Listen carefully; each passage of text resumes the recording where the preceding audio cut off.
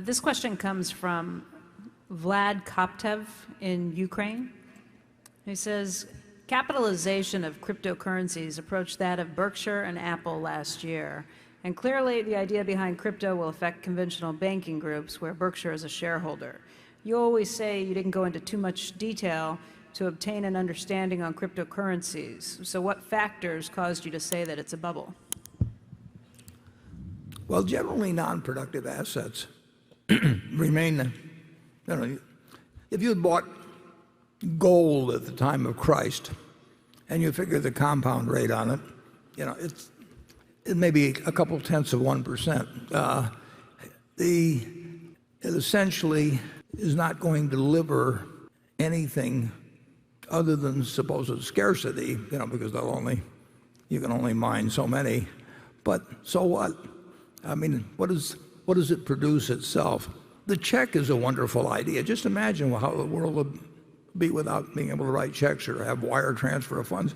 But it doesn't make the check intrinsically itself worth a lot of money. And if you said you can't use something called check with a little piece of paper, you'd do something else to transfer money. I think that anytime you buy a non-productive asset, you are counting on somebody else later on to buy a non-productive asset because they think they can sell it to somebody for more money. And it's been tried with tulips, and it's been tried with various things over time, and it does come to a bad ending. I mean, you have a hard time. You can think of raw land. I mean, the Louisiana Purchase was, say, $15 million for 800,000 or so square miles of land. In fact, you're sitting on land that came with the Louisiana Purchase, and so what we paid $20 a square mile, and 640 acres in a square mile, and you're down to 3 cents or something. So that was a pretty good purchase of what was then a non-productive property. But But it's very hard. You can buy stamps. Bill Gross collected a wonderful stamp collection, and it sold for more money in the end. But it's dependent on somebody else wanting to buy, hoping they will sell it for more money, and so on. And in the end, you make your money out of productive assets. If you buy a farm, you try to estimate what the crops, what amount per acre of soybeans or corn or whatever may be raised, and how much you have to pay the farmer that farms it for you, and what your taxes will be, and various things. And you make a conclusion based on what the asset itself will produce over time. And that's an investment. When you buy something because you're hoping tomorrow morning you're going to wake up, and the price will be higher, you need more people coming into it than are leaving, and you can get that, and it will feed on itself for a while, and sometimes for a long while, and sometimes to extraordinary numbers.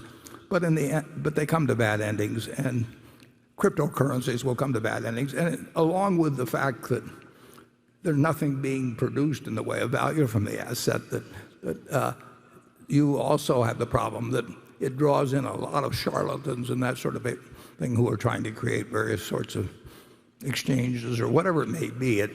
It's something where people who are of less than stellar character see an opportunity to clip people who are trying to get rich because their neighbor's getting rich buying this stuff that neither one of them understands.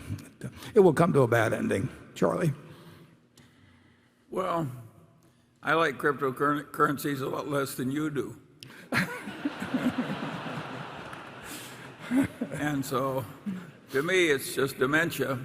And I think that people who are professional traders that go into trading cryptocurrencies, it's just disgusting. It's like somebody else is trading turds and you decide I can't be left out. To the extent that we're being webcast around the world, I hope some of our stuff doesn't translate very well, actually.